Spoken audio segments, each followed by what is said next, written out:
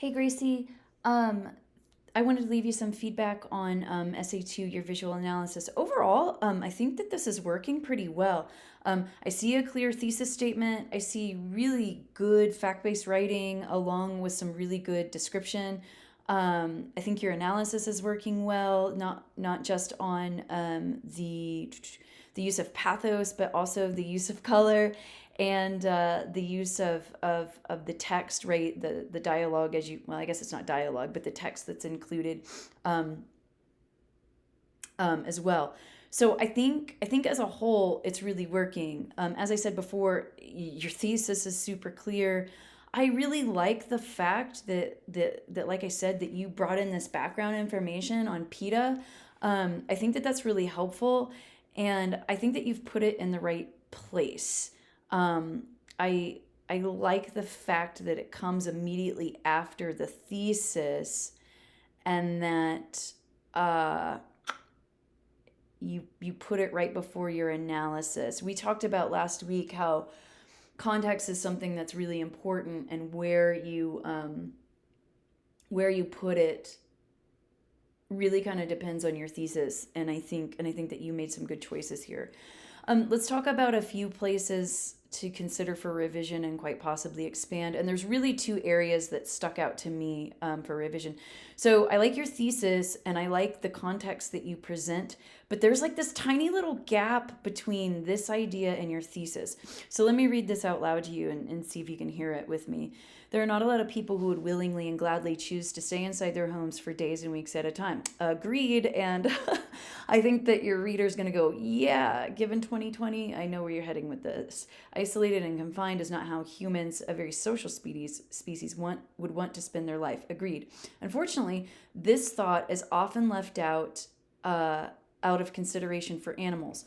And then you jump, so there's a nice pivot there, right? Between this is like life for 2020 for people, but we don't give the same consideration for animals, and then boom, you jump to PETA's advertisement. Do you kind of hear like there's a gap in logic there? I hope so. But I think that there's some places, I think one of the places where you need to pause and expand. And let me give you some suggestions here. So you say, unfortunately, this thought is often left out of consider for animals. So pause there and explain why. Why don't human beings give these kinds of considerations for animals? So you can take this in a variety of different places. If you want to talk about animal rights here, you certainly could.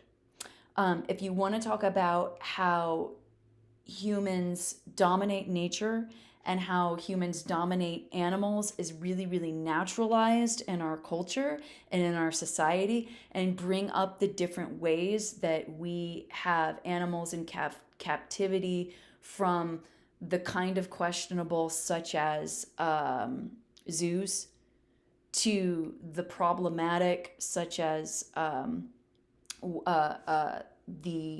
the killer whales and the orcas at SeaWorld, who are, relatively intelligent animals that are kept for um,